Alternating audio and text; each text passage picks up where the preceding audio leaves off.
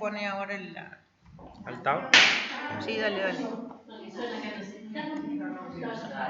pone lo que se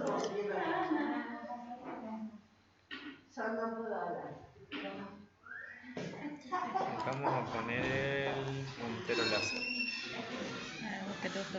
Bueno, esperamos un segundo.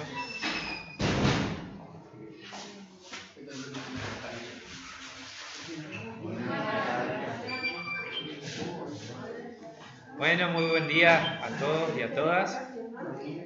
Yo soy Santiago Pereira y estoy con mi compañera Ximena Aguiar. Vamos a dar el Ateneo de Clínica Médica de este año. Gracias. Tenemos muchos fans en la hinchada. Bueno, vamos a arrancar. Gracias por venir. El título que le pusimos al caso de la paciente es de síndrome de sobrecarga de volumen en una mujer sin antecedentes relevantes. Vamos a continuar. Es una paciente que tuvimos en el internado de 51 años de edad, con antecedentes de tabaquismo y algunos trastornos psiquiátricos, trastorno bipolar, depresivo, de ansiedad generalizada, trastorno de la personalidad con inestabilidad emocional, que fue referida desde el Hospital de Capilla del Monte por disnea progresiva de 4 meses de evolución, según ella refiere, grado 4 al momento de la consulta, quiere decir que ella en reposo estaba con una disnea importante, asociada a distensión abdominal que la llevó a la postración, meses de postrada y edema generalizado. La paciente estuvo tratando su cuadro en una comunidad cerrada de medicina germánica. La medicina germánica es una terapia alternativa que tiene algunos principios que son distintos a lo de la alopatía que practicamos en el hospital. Por ejemplo, en la medicina germánica creen que el organismo utiliza las infecciones o los microorganismos como medio de tratar las patologías y que todas tienen causa en realidad emocional o mental. Básicamente les cuento porque viene al caso. Y estuvo también haciendo un tratamiento a base de una dieta vegana rica en fibras hace meses. Y ante ver que no mejoraba su cuadro clínico, que no mejoraba su estado físico, ni de postración, ni el aumento del edema, decide consultar al hospital público. Teniendo en cuenta que la paciente también tiene una creencia muy arraigada en cuanto a esta terapia y, bueno, totalmente descreída de cualquier tipo de fármaco que le pudiéramos dar desde el hospital, ¿no? Como antecedentes, tabaquista, 2 gestas y 2 partos sin complicaciones. Su madre hipertensa y no tenía medicación habitual. Digamos, como ven, no tiene antecedentes demasiado relevantes para el cuadro que está presentando.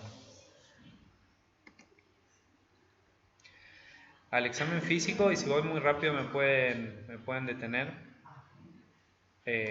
los signos vitales: ingresó con 170 de tensión arterial, 80 de presión de PAM, 100 latidos por minuto, 95 de saturación, aire ambiente con una FIO al 21, 36,5 grados centígrados, 18 respiraciones por minuto con un llenado capilar de 0,5 y una glucemia normal. Al examen físico, una desnutrición muy severa, una debilidad generalizada, sarcopenia, una fascia asténica, postrada en la cama con marcha abolida y el decúbito obligado, y una escala sacra, una úlcera por presión grado 2. En cuanto a lo cardiovascular, ruidos normales, sin signos de hipoperfusión, pero sí con un edema blando bilateral hasta raíz de muslo, con GOEL 4 cruces. La expulsión de las bases pulmonares muy disminuidas e hipoventilación generalizada a predominio de las bases, con algunos escasos rales. El abdomen globuloso a tensión, con dolor leve a la palpación generalizada, con ruidos hidroaéreos normales y con matidez desplazable de concavidad superior compatible con ascitis, con onda ascítica positiva. Renal normal, y al examen neurológico como importante no asterixis, el resto sin particularidades.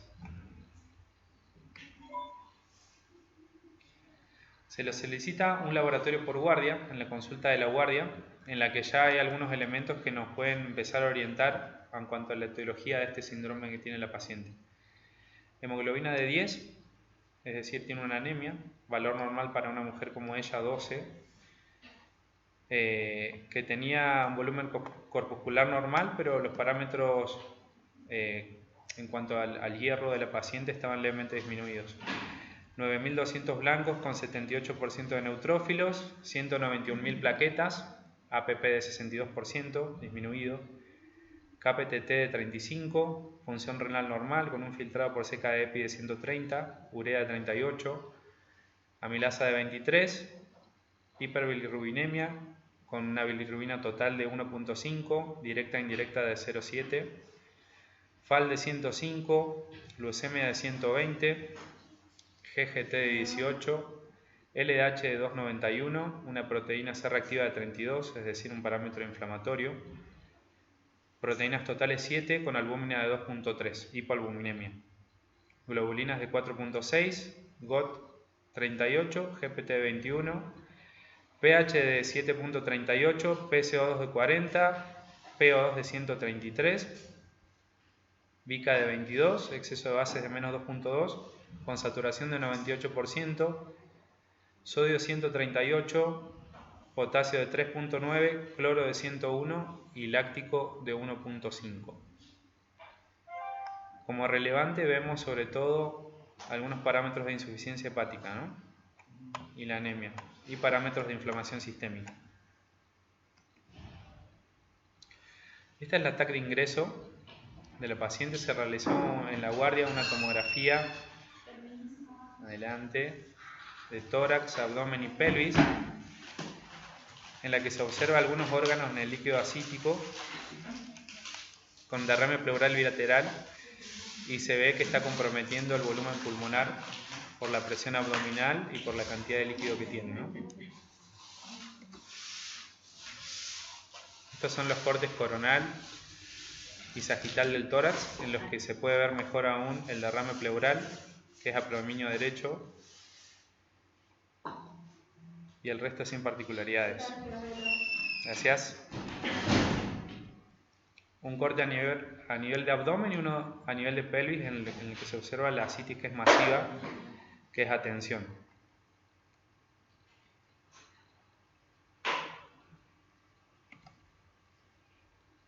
Este es el informe de la tomografía, entonces, que informa el derrame pleural bilateral con atelectasia de los lóbulos inferiores, a predominio del derecho, donde tiene el derrame más importante. En el abdomen, el hígado pequeño de bordes lobulados, micronodular de 10 centímetros de altura, con imágenes hipodensas, de 25 milímetros la mayor en el lóbulo derecho, sugestivas de quistes, sin dilatación de la vía biliar, con un vaso normal. En la pelvis, abundante líquido libre en cavidad abdominal y pelviana, con diastasis de los músculos rectos del abdomen e importante edema de partes blandas. Importante en esta tomografía de que ya vemos que hay un hígado crónicamente enfermo, ¿no? Patrón de cirrosis.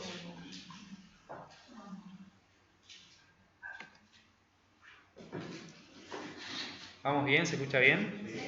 Bueno, en la guardia también le realizan una paracentesis diagnóstico terapéutica, en la que se le drena 4.100 mililitros de líquido acítico y se envían, como se hace por protocolo en el estudio de la ascitis, muestras para el físico-químico, para bacteriología y para anatomía patológica.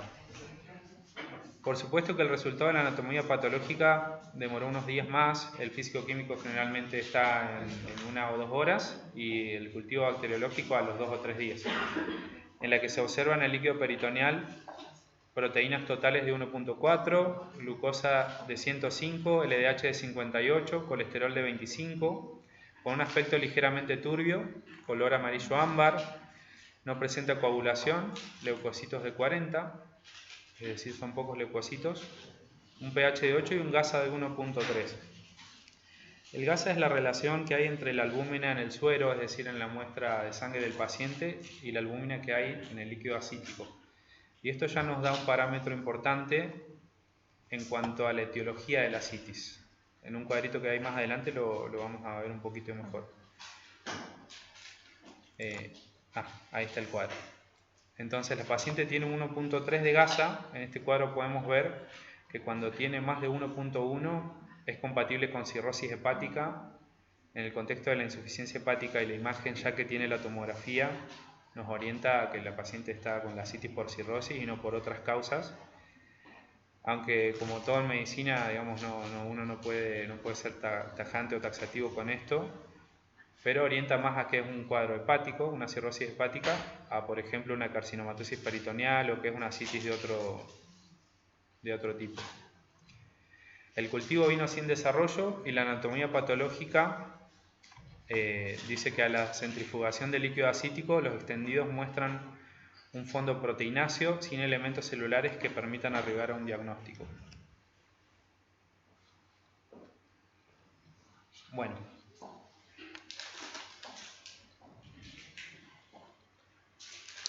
la paciente es ingresada al servicio de medicina interna con una serie de diagnósticos y problemas.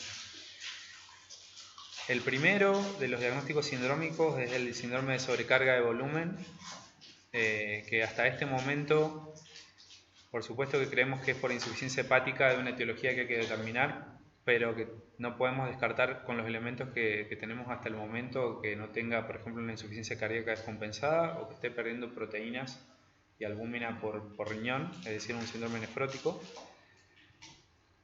Y también lo que ya se puede ver es que hay un componente de desnutrición proteico-calórica en la paciente, digamos.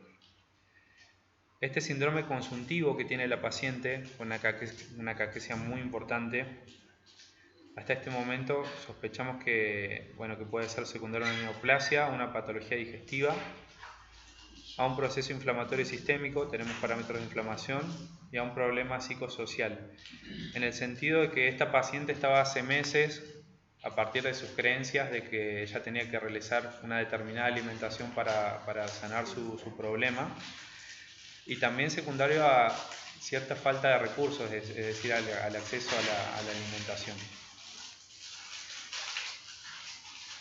Ya podemos hacer diagnóstico de insuficiencia hepática, que le da un score de 9 puntos para la escala de Child, que es un Child B. Esta escala lo que hace es pronosticar la sobrevida de los pacientes según el nivel de disfunción hepática que tienen. Un síndrome anémico, que con los datos que tenemos hasta ahora es una anemia por un lado inflamatoria, pero también tiene algunos parámetros de anemia ferropénica. La insuficiencia ventilatoria, que es secundaria al síndrome de sobrecarga de volumen, es decir, esa ascitis a tensión que tiene impide la normal excursión pulmonar, lo que le lleva a una disnea importante, los derrames pleurales también, el estado de caquexia también. Ranking 5, esto lo vamos a ver un poquito más adelante, pero es un ranking que valora la necesidad de ayuda, el requerimiento de asistencia para realizar sus actividades de la vida diaria básicamente. La escala sacra, y este asunto de que la paciente rechazaba métodos diagnósticos y terapéuticos, que era un asunto recurrente y que fue muy importante para el caso, porque a la paciente había que explicarle cada método diagnóstico que se le hacía, por qué y para qué, y ella también había que darle un rato para que ella lo piense. Por ejemplo, al explicarle la importancia de pedirle, por ejemplo, serologías virales, ella al principio se negó, por esto también de su creencia de la medicina germánica de que los virus y las bacterias están ayudando al cuerpo en su proceso de sanación, básicamente. Entonces esto era todo el tiempo tratar de hablar, tratar de explicarle para qué sacarle sangre, y ella, por ejemplo, al tomarle una muestra de sangre periférica, ella se comunicaba con su organismo, con sus venas, para que le permitan extraer la sangre. Entonces era todo así. Incluso con todas las medicaciones, era estar un rato explicando para qué y cuál era la importancia, y entonces fue una dificultad desde el principio de eso y hasta casi al final. Ya con el tiempo la paciente fue, al empezar a ver algunos resultados positivos de su tratamiento, accediendo más fácilmente, pero fue bastante complejo. ¿Qué opinan de estos diagnósticos con los que ingresa la paciente? ¿Creen que hay elementos o está faltando algo en el diagnóstico? ¿O sospecharían de algo más que se nos haya pasado?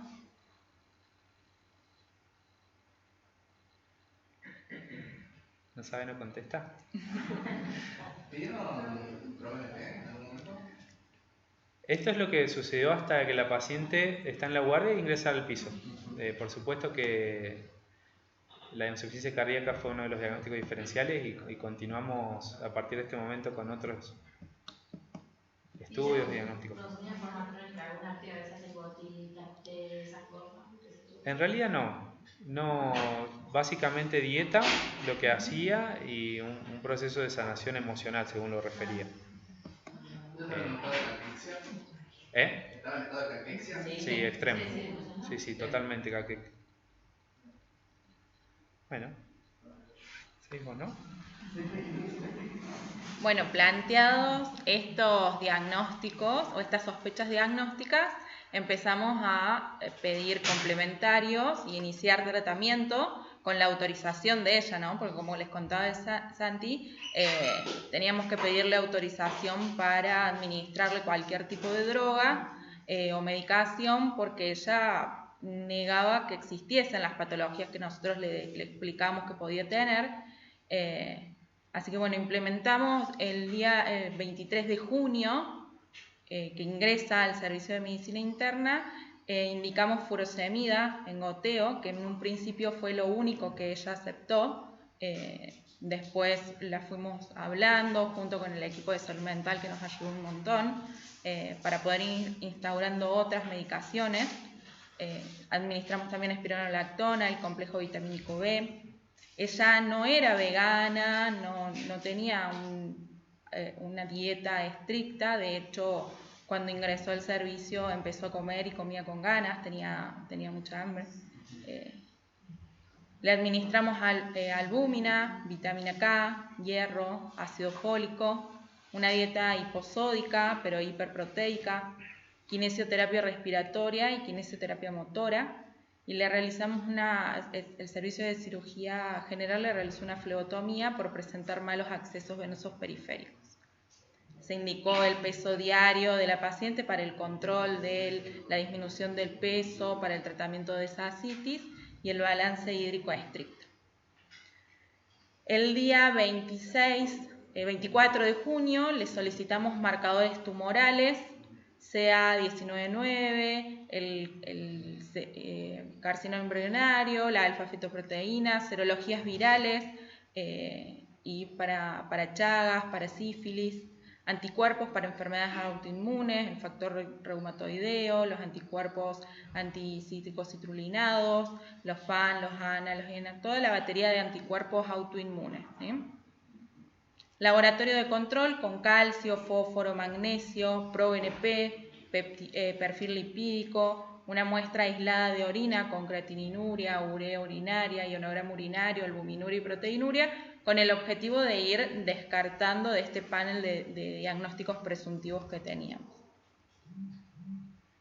También se le realizó una ecografía abdominal y transvaginal, para lo que solicitamos interconsultas con los servicios de cirugía general, ginecología y oncología, y pedimos un PAP y una colpo, pero no se pudieron realizar porque la paciente no nos autorizó a realizar la práctica. En la ecografía abdominal nos informan un hígado pequeño de contornos irregulares, muestra una ecoestructura heterogénea en forma difusa en relación a una hepatopatía crónica. Un quiste simple de 27 milímetros, una vesícula biliar con litiasis de 8 milímetros y un espesor parietal aumentado de 7 milímetros. El páncreas con las porciones visibles sin alteraciones, un colédoco sin dilatación, los riñones de tamaño, morfología y posición normal, con diferenciación córtico-medular conservada, sin dilatación del sistema excretor, y el vaso de tamaño y ecoestructura normal. Aorta y vena cava inferior de calibre y trayectos conservados y la ascitis. Y en la tocoginecológica nos informan un útero en ABF de tamaño y forma normal, con múltiples miomas, el mayor de 20 milímetros, un endometrio centrado, ecogénico de 3 milímetros de espesor y ambos anexos sin alteraciones evidentes y los ovarios de tamaño conservado. Bueno, recibimos algunos resultados de los complementarios que pedimos, por ejemplo el ProBNP en 113 picogramos por mililitro, calcio de 8,5, un fósforo de 0,4, magnesio de 1.7, ácido úrico de 3,3, el perfil lipídico con triglicéridos de 55, colesterol total de 101, HDL de 22, LDL de 68. Y de las serologías, para virus de hepatitis B, llegó no reactivo, hepatitis C no reactivo, VIH por test rápido no reactivo, y quedaron pendientes el citomegalovirus, por ejemplo, y los marcadores tumorales. Para virus de hepatitis B también llegó el resultado negativo, para Chagas no reactivo y para sífilis no reactivo. Y la muestra aislada de orina, la relación creatinina-albuminuria fue menor a 0.15 miligramos por decilitro. Así, con estos resultados, me voy a adelantar. Para el 29, ella evoluciona favorablemente al tratamiento diurético, objetivándose ausencia de edemas en miembros inferiores, pero persiste la ascitis grado 3. Se hace diagnóstico de síndrome febril intrahospitalario, por lo que se decide pancultivar a la paciente y comenzar con tratamiento antibiótico empírico. Al principio la paciente se niega a recibir el tratamiento antibiótico, por lo que se presenta el caso al comité de ética del hospital y se habla con los familiares de la paciente para que ellos puedan hablar con ella y explicarle de la necesidad de instaurar esta terapéutica. Nos pidió que lo dejáramos pensar, que necesitaba, así como le explicaba Santiago, hablar con su cuerpo, pedirle permiso a su cuerpo, y accedió al tratamiento. Pudimos hacerle los cultivos que se realizaron, hemocultivos por 2, urocultivos y cultivos de líquido acítico, una radiografía de tórax. Instauramos como terapéutica antibiótica empírica piperacilina tazobactam. Este es el resultado del urocultivo, donde podemos ver que se aíslan en el cultivo cocos gram positivos, ¿sí?, que se tipifican como enterococos, que es multisensible.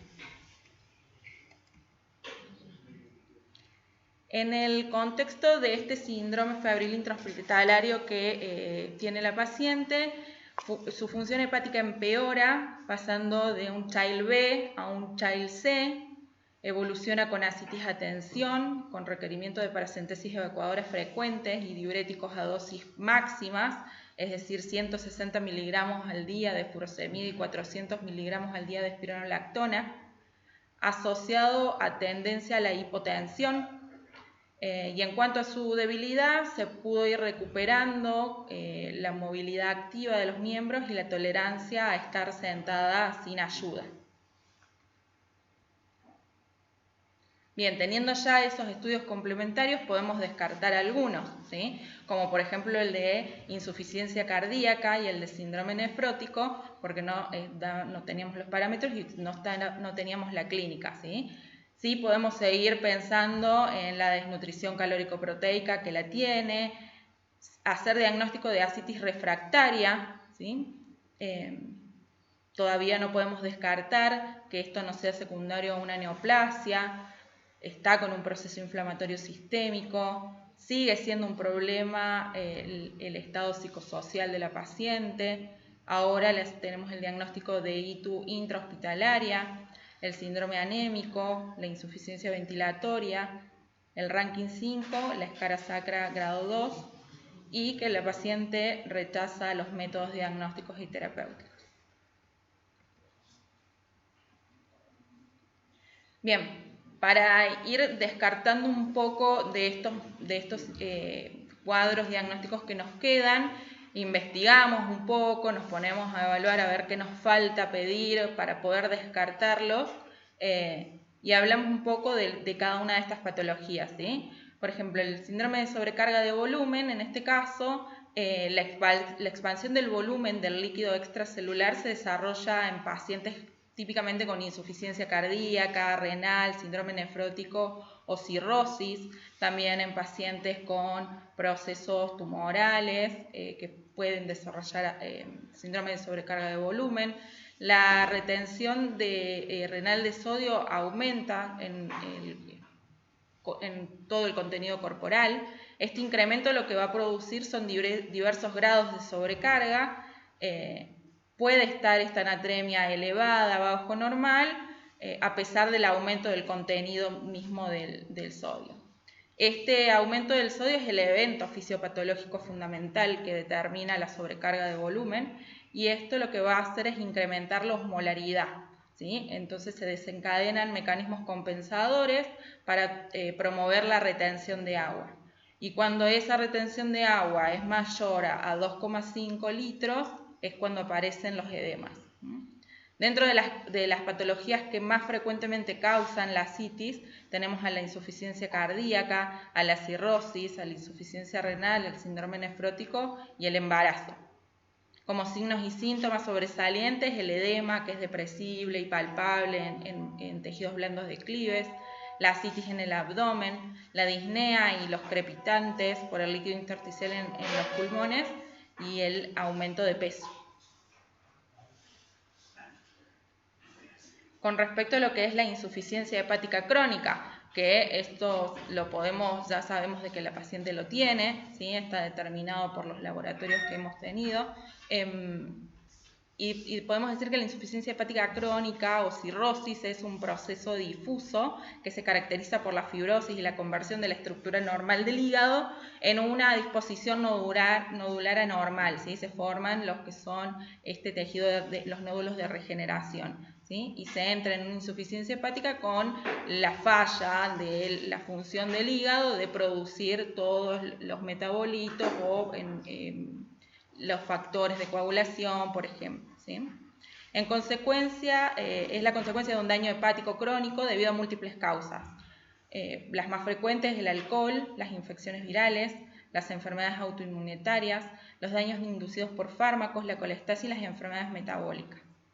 Se la puede clasificar a la insuficiencia hepática crónica según el estado general y según la clínica del paciente en compensada o descompensada, ¿sí? Hay pacientes que en la forma descompensada se presentan con varices, con ascitis marcada, ¿sí? Con sangrado varicial. Y la causa más frecuente de muerte de estos pacientes es la forma de la insuficiencia hepática aguda sobre crónica.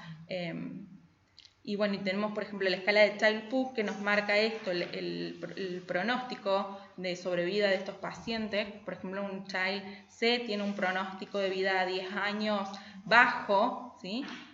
Hay situaciones en las que no frecuentemente la insuficiencia hepática se puede revertir o la cirrosis se puede revertir, pero en otros casos, como por ejemplo el consumo de fármacos, si podemos retirar la noxa o tratar la enfermedad de base que está produciendo esa insuficiencia hepática, podemos recuperar algo de función del hígado, ¿no? Otra forma de también caracterizar el pronóstico de estos pacientes es por la escala de MELD y MELD-sodio, ¿sí? En la que también se evalúan creatinina, albúmina, el RIN, entre los factores para poder hacer el pronóstico. Y entre las complicaciones que puede tener la insuficiencia hepática es la hipertensión portal, la citis, la peritonitis bacteriana espontánea, el síndrome hepatorrenal y la encefalopatía hepática. Y recordar de que es una de las principales causas o los factores de riesgo para tener carcinoma hepatocelular.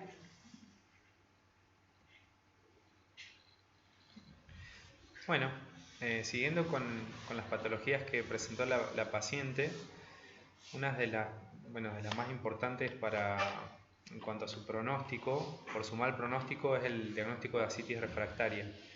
Es esta condición en la que uno optimiza el tratamiento médico de la ascitis, y a pesar de eso la paciente sigue juntando líquido en el abdomen. Los criterios diagnósticos de ascitis refractaria serían el tratamiento en dosis máximas con diuréticos con espironolactona y furosemida, y que a la semana, en el contexto obviamente de una dieta sin sal, en la medida de lo posible, no revierte la ascitis o no mejora. Que no haya perdido peso a pesar de esto, y que con dosis máximas reaparezca la ascitis en menos de 4 semanas. En el caso de la paciente le hacemos funciones en realidad evacuadoras de hasta 5 litros, y a los 2 o 3 días ya tenía el abdomen a tensión, con dificultad respiratoria, incluso después de la punción quedaba drenando líquido ascítico de la cantidad de líquido que producía. Entonces tenemos diagnóstico con ella de ascitis refractaria. La mortalidad es altísima si no se puede solucionar, digamos. Es de casi el 80% al año en un paciente con ascitis refractaria, según las fuentes, ¿no? Como alternativas terapéuticas para este caso, se realizan las paracentesis evacuadoras frecuentes. Esto quiere decir tratar de retirar un gran volumen de líquido ascítico a través de una punción. El tema con esto es que tiende a producir en la paciente que ya tiene un estado de vasodilatación generalizada, luego de la punción en las próximas 48 horas o a la semana, un estado agrava el estado de vasodilatación si uno no hace una adecuada reposición de volumen, teniendo sobre todo en cuenta la anatremia de la paciente, ¿no? Lo adecuado es que después de una paracentesis evacuadora se repongan 6 a 8 gramos de albúmina por cada litro que se retira. La verdad que nosotros tenemos ciertas dificultades de conseguir albúmina, la cantidad de albúmina necesaria para este tipo de pacientes. Generalmente pedimos albúmina en la farmacia y nos dan como un frasco de albúmina por día máximo cuando necesitaríamos mucho más. Eso es, la verdad que es algo que podríamos mejorar, ¿no? Después otro tratamiento que se puede realizar es una derivación portosistémica. Esto, para hacerlo no tan complicado, consiste en derivar cierto volumen desde la vena porta a la circulación sistémica. Esto no se puede realizar en todos los pacientes, principalmente porque imagínense que todos los productos que se absorben desde el intestino no se filtran en hígado y pasan directamente a la circulación general sin este filtro previo y agravan la encefalopatía hepática, es decir, todos esos productos pasan directamente al cerebro y agrava la encefalopatía hepática, que en realidad también complica a la paciente, ¿no? Se ha visto que mejora la cantidad de ascitis que genera el paciente, pero no mejora la sobrevida. Entonces, en realidad, lo que hace es darle algo de calidad de vida a los pacientes indicados, no a todos, ¿no? También se utilizan drogas vasoconstrictoras, que son el midodrine, la clonidina y los baptanes.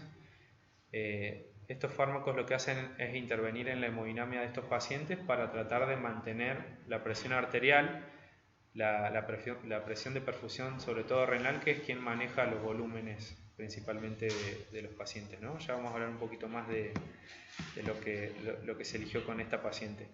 La bomba alfa es un dispositivo nuevo que no está, en realidad, por lo que vi, no se usa solamente en fase experimental en Argentina, que consiste en realizar una derivación desde la cavidad peritoneal a la vejiga con un sistema que mide las presiones tanto de la cavidad abdominal como de la vejiga y hace que pase el líquido ascítico directamente a vejiga. Bueno, cuando se repleta la vejiga, el paciente orina líquido ascítico básicamente.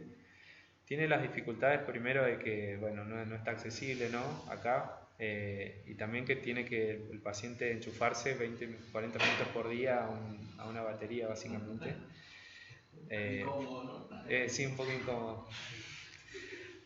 Pero bueno, es la verdad una alternativa que es bastante prometedora, por lo menos para los pacientes que tienen que estar haciéndose punciones quizá todas las semanas con el riesgo de infecciones, con el tema de tener que ir al hospital. Es una buena alternativa. Y la indicación, que en realidad es la que realmente mejora el pronóstico y la mortalidad de los pacientes, es el trasplante hepático, ¿no? Por supuesto que no todos los pacientes con ascitis refractarias tienen indicación de trasplante hepático. Por ejemplo, digamos, la causa más frecuente en nuestro medio de insuficiencia hepática crónica es la secundaria de etilismo. Esos pacientes no son candidatos a ningún trasplante, ¿no? En este caso, hasta ahora la paciente lo es. En ese momento, como hicimos con todos los tratamientos diagnósticos que realizamos a la paciente, se le habló de la posibilidad de una derivación a un centro de mayor complejidad con hepatología para valorar un trasplante. La paciente ya venía pensando cuando vino al hospital que le íbamos a decir que queríamos trasplantarle el hígado, ya lo tenía pensado y se negó rotundamente, ¿no? Así que eso es la asitis refractaria. Si uno lee las últimas guías de la Sociedad Británica, habla de esto que estuvimos diciendo, y al ver de todo esto que teníamos disponible para la paciente, vimos que en cuanto a, ya que tampoco tenemos disponibilidad económica por ahí de realizar algunos tratamientos que son muy costosos y la paciente no tenía casi recursos para conseguirlos, lo que nos fue accesible es el midodrine. Básicamente es un alfa-adrenérgico que lo que hace es producir una vasoconstricción esplácnica, mejorando la precarga, por supuesto la postcarga, la perfusión renal. En una paciente que estaba con tendencia a la hipotensión fue también una solución y mejoró drásticamente la evolución de la asitis, pasando, digamos, dejando el diagnóstico de asitis refractaria a través de esta droga. Así que fue algo que realmente cambió la evolución de la paciente, ya que al tener menos asitis empezó a moverse más, mejoró la escara, ya empezó a mejorar su estado general. Así que fue la droga que en realidad tuvimos accesible y nos resultó muy bien. El síndrome consuntivo, otro de los diagnósticos de la paciente, puede tener muchas causas. También lo llaman, el síndrome de las 3F en inglés. En realidad consta de fatiga, anorexia y pérdida de peso que es involuntaria. Puede tener muchas causas. Las más comunes son las orgánicas, pero también pueden ser psicológicas. En este caso, por ejemplo, trastornos alimentarios o sociales, como la falta de acceso a una alimentación de calidad. Farmacológicas, pueden ser muchos fármacos. Y también pueden ser criptogenéticas. Digamos, uno al estudiar a los pacientes puede encontrarse que no tiene en realidad una causa. Eso ocurre en aproximadamente el 20% de los pacientes. En cuanto a las patologías orgánicas que pueden dar el síndrome consuntivo, las neoplasias son las más frecuentes, pero también procesos inflamatorios sistémicos, endocrinopatías como el hipertiroidismo y también enfermedades digestivas o malabsortivas como el sobrecrecimiento bacteriano o la enfermedad inflamatoria. También las infecciones, por ejemplo la TBC. ¿Vamos bien? A la paciente se le hizo diagnóstico de infección intrahospitalaria del tracto urinario. No voy a extender mucho porque el jueves vamos a dar una charla de infección nosocomial, así que decir que se considera infección intrahospitalaria a la infección que se desarrolla en el medio hospitalario y que no estaba en el momento del ingreso, ni siquiera estaba incubándose al momento del ingreso básicamente. En este caso a la paciente se trató con piperacilina tazobactam, ya que no había un foco claro clínico en el momento del síndrome febril y tuvo una muy buena evolución al tratamiento con ese antibiótico.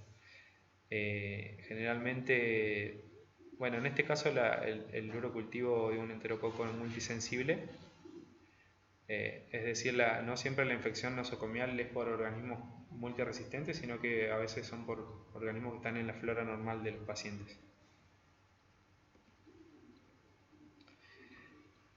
Ranking 5 al ingreso a la paciente. Esto quiere decir que era una paciente totalmente dependiente y que requiere asistencia continua, es decir, por su estado de desnutrición y caquexia, a la paciente se le dificultaba incluso mover los brazos para alimentarse por sí misma.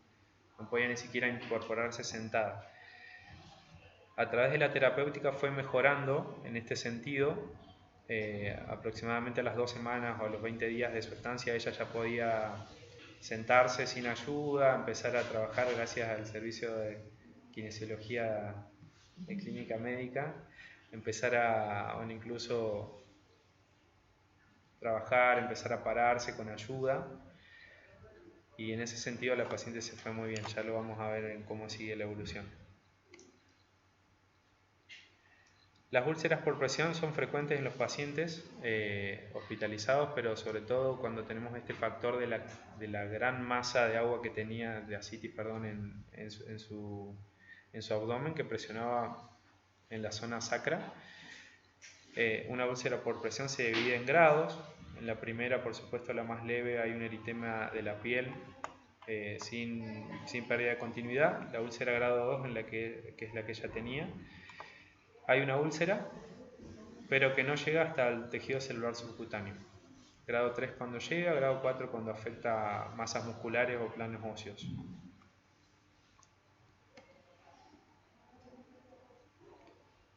Ahí va, ¿no? Sí. Bueno, instaurados estos tratamientos, la paciente evoluciona febril, con tendencia a la hipotensión, todavía no habíamos implementado el midodrine, y marcada citis a tensión refractaria a los tratamientos diuréticos y evacuadores. Cumple el esquema antibiótico con piperacilina tazobactam para la hito intrahospitalaria, y se pide interconsulta y ayuda al servicio de salud mental con psiquiatría para tramitarle el certificado de discapacidad a esta paciente, ya de que la limitación que ella tenía económica en ese momento no le iba a ayudar a poder mantener el tratamiento que nosotros le pudiésemos instaurar. Se recibe un informe parcial del laboratorio autoinmune con hipocomplementaria leve y CA19-9 levemente aumentado. Se le plantea a la paciente la necesidad de derivarlo a un centro de mayor complejidad con servicio de patología para poder seguir estudiándola, a lo cual la paciente se niega rotundamente. Ahora sí, el día 19 de julio, casi un mes después, podemos recibir el resultado de los anticuerpos, donde tenemos el CA19-9 en un valor de 37.7, que está levemente aumentado, como ya nos había venido en el parcial, y sí nos vienen positivos dos anticuerpos que nos hacen el diagnóstico. El anticuerpo antimúsculo liso, positivo en una dilución 1 en 40, y los anticuerpos antinúcleo citoplasmático, positivo en una dilución 1 en 80. Ahora sí, ya con todos estos complementarios podemos hacer los diagnósticos definitivos de nuestra paciente con insuficiencia hepática CHAI-LA, ¿sí?, secundaria a cirrosis por hepatitis autoinmune tipo 1, síndrome consuntivo asociado a desnutrición calórica proteica severa, secundario al proceso inflamatorio sistémico y al problema psicosocial, el síndrome anémico, la escara sacra, que era grado 1, debido a que la paciente se pudo empezar a movilizar, lo que se disminuyó la citis, se fortaleció con kinesioterapia motora, y el ranking 1, la paciente ya se podía levantar. En el proceso de la internación se pudo empezar a levantar sola, primero en un principio con acompañante hacia el baño, después empezó a ir sola, hasta llegar a deambular por el piso del servicio todo el día.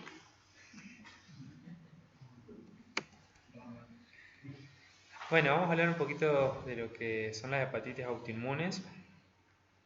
Como casi todas las enfermedades autoinmunes, son procesos que no tienen una etiología del todo estudiada, pero que involucran la presencia de autoanticuerpos, que lo que hacen es atacar ciertas estructuras propias, produciendo un cuadro inflamatorio, que a veces es local, pero también puede ser sistémico.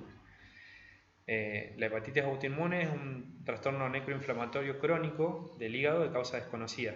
Se asocia con la presencia de suero en el suero de distintos tipos de anticuerpos, así como valores de gamma globulina elevados. Esto puede evolucionar a una insuficiencia hepática aguda o también a la cirrosis e insuficiencia hepática crónica. Esto depende de cada paciente, ¿no? Y generalmente responde de manera favorable a los corticoides. Lo que vemos en la imagen de la izquierda es un corte de tejido hepático con hematoxilina eosina, en lo que se ve un importante infiltrado linfoplasmocitario en la zona portal, ¿no?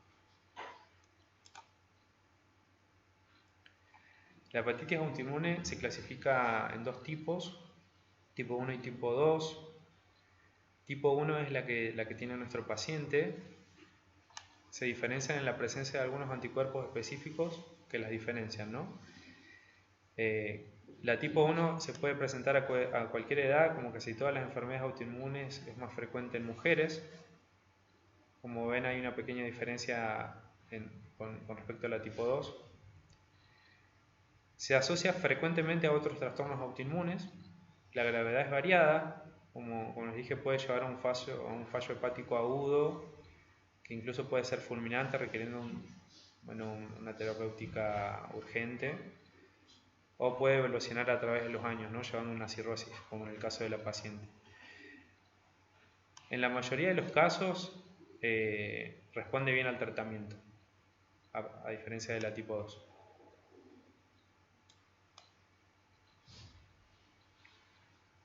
En cuanto a la terapéutica de los pacientes con hepatitis autoinmune, se usa de primera línea la prednisona asociada a aciatropina, y generalmente responden bien, como dijimos, llevando a la remisión, a la mejoría de la función hepática en la gran mayoría, en casi el 80% de los pacientes. En los que no la toleran o tienen mala respuesta, se incrementa por supuesto la terapéutica, se puede asociar a mofetilmicofenolato o aumentar la dosis de la medicación. Si con esto no responde, ya tiene indicación de referirlo a un especialista. Por suerte, en nuestra paciente tuvo una buena respuesta al tratamiento de primera línea. Eso lo vamos a ver un poquito más adelante. Bueno, ya con el diagnóstico definitivo vamos a informarle de esta situación a la paciente y de su tratamiento, y ella lo acepta. Ya a esta altura la paciente tiene una relación con nosotros mucho más fluida, ya generamos un vínculo de confianza, sobre todo con algunos médicos del servicio. Y bueno, iniciamos el tratamiento con corticoide, prednisona, más inmunomodulador, la acetropina. Evoluciona clínicamente estable, con ascitis a tensión refractaria a los tratamientos instaurados, por lo que se decide ahora sí en este momento iniciar el midodrine. Este fármaco es bien tolerado por la paciente por esta característica que ella tenía la tendencia a la hipotensión, y este fármaco genera hipertensión, ¿sí? Ella lo toleró muy bien, respondió favorablemente a su terapéutica sin complicaciones, con disminución de la ascitis, lo que le favoreció esto de poder empezar a movilizarse y mejorar generalmente todo su estado físico.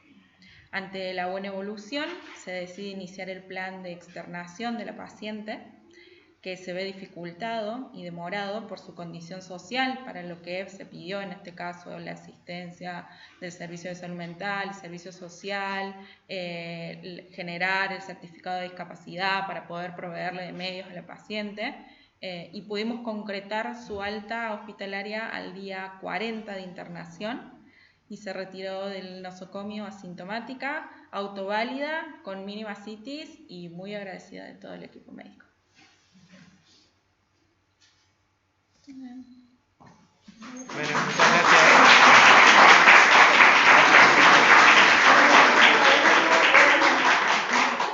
Vamos a cortar la transmisión.